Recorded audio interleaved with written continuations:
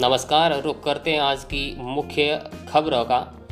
प्रधानमंत्री नरेंद्र मोदी ने आज देश के सामने मन की बात की और जनता से खास अपील भी की। जनता से उन्होंने कहा कि मास्क का प्रयोग जरूर करें, सार्वजनिक स्थानों पर थूकने की आदत छोड़ देनी चाहिए। उन्होंने कहा कि आप अपने हिसाब से देश की सेवा कर सकते हो। इसके लिए सरकार ने एक डिजिटल प्लेटफॉर्म भी बनाया है।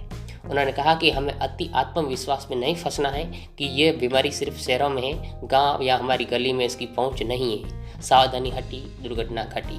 उन्होंने कहा कि लॉकडाउन के चलते आम लोगों के व्यवहार में परिवर्तन आया है। पुलिस, डॉक्टर और कर्मचारियों के प्रति सकारात्मक बदलाव आया है। उन्होंने कहा कि रमजान का महीना चल रहा है, घर में बैठकर पहले से ज़्यादा इबादत करें, अल्लाह को याद करें और देश को कोरोना से मुक्ति के लिए प्रार्थना करें। उन्होंने कहा कि अक्षय तृतीया के पर्व पर हमें पर्यावरण संरक्षण के बारे में सोचना चाहिए और पर्यावरण का संरक्षण करना चाहिए। उन्होंने कहा कि हमें आपस में सामाजिक दूरी रखनी होगी, 2 गज की दूरी अवश्य रखनी होगी।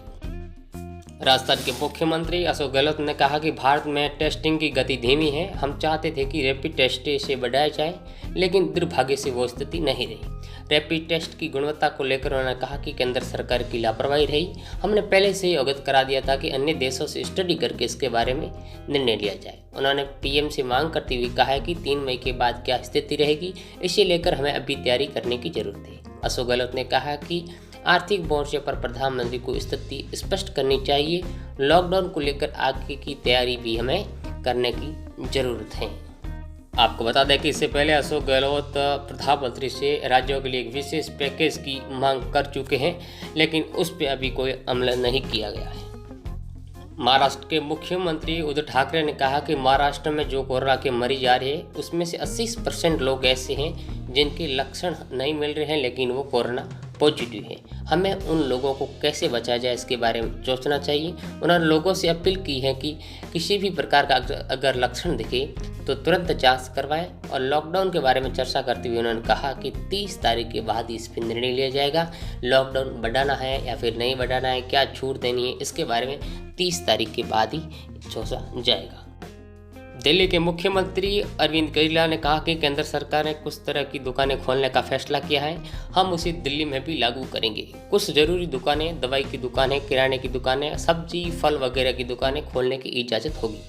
उन्होंने कहा कि कोई भी मार्केट और मॉल नहीं खुलेगा, लेकिन केंद्र सरकार के आदेश के अनुरूप रिहायशी इलाकों में जो दुकानें हैं, स्टैंड लोन की जो दुकानें हैं, गली मोहल्लों की जो दुकानें हैं, वो खुलेगी।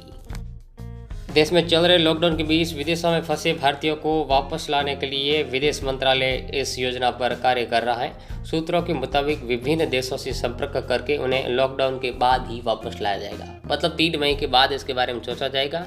और उन्होंने साथ ही साथ स्पष्ट किया है कि टिकट का पैसा नागरिकों को ही देना होगा, हालांकि उन्हें लॉकडाउन के बाद ही भारत लाया जाएगा।